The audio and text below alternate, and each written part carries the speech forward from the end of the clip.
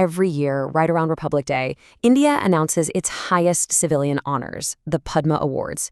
But if you look closely at the list these days, you'll see a quiet revolution happening. Right there, next to the famous actors and the big-name politicians, are names you've probably never heard of. These are ordinary people doing some truly extraordinary things.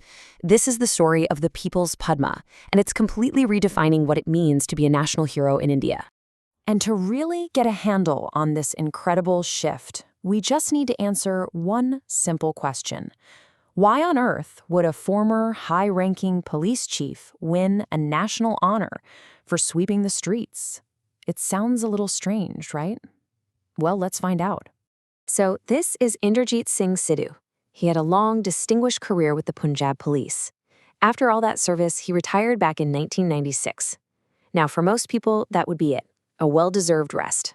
But for him, it was just the start of a brand new chapter. You see, he saw garbage and just general neglect in his neighborhood, and instead of just complaining about it, you know what he did? He picked up a broom. Morning after morning, he was out there cleaning, even using an old rickshaw to haul away the trash.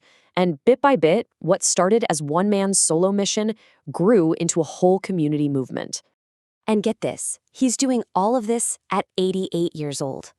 That kind of relentless dedication, that quiet, daily act of service, is exactly why he received the Padma Shri. It sends such a powerful message, doesn't it? That service has no age limit, and a sense of purpose never really retires. Sidhu's story is just the perfect example of this whole shift. The focus isn't just on the rich and famous anymore, it's on these everyday acts of service that, really build a nation from the ground up. So, how did we get to this point? To really understand this amazing transformation, we first need to get a quick refresher on what the Padma Awards are all about. Okay, so the awards were set up back in 1954, and they took their current shape just a year later. But the most important date on this entire timeline, the real game changer, is 2016. That was the year the government moved the whole nomination process online, opening it up to literally any citizen. That one change would completely reshape the identity of these awards.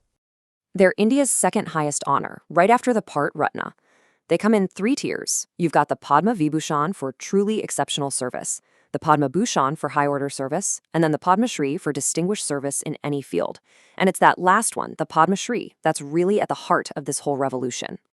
And this brings us right to the core of it all, the rise of what's being called the People's Padma. It's a very deliberate effort to go out and find and celebrate India's unsung heroes. I mean, the difference between the old way and the new way is just night and day. The old system was often seen as this opaque insider's game, where having connections in Delhi was pretty much key. But since 2014, and especially after that 2016 online portal launched, that's all changed. Now any Indian can nominate someone they feel is deserving, completely bypassing the old gatekeepers. So, has it actually worked? Well, the numbers speak for themselves. The volume of nominations has absolutely skyrocketed. We're talking a 28-fold increase. That shows a huge surge in public engagement. This isn't just some policy tweak. It's a real cultural shift in how the country itself identifies its heroes. So who are these new heroes? Well, this open process has totally redefined what distinguished service even means. It's shining a light on people who've been working for decades in, total anonymity.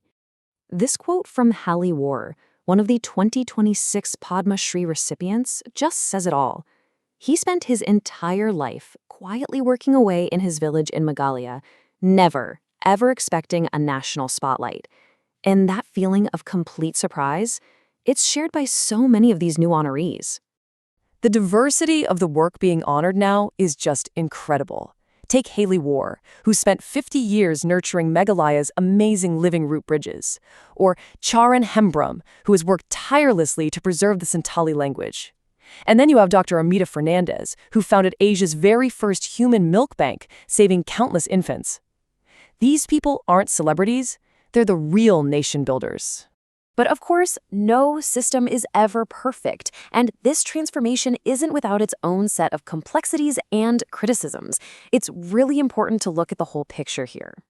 So one significant challenge that comes up is gender representation. While so many incredible women are being honored, the data shows their overall share of the awards is still pretty low.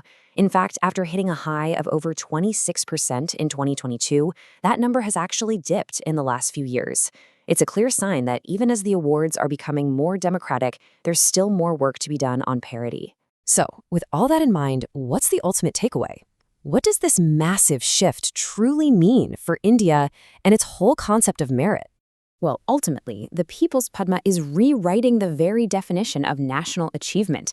It's a really clear shift away from just honoring fame and power and moving towards valuing something deeper, that quiet, sustained grassroots impact that truly builds a nation from the bottom up.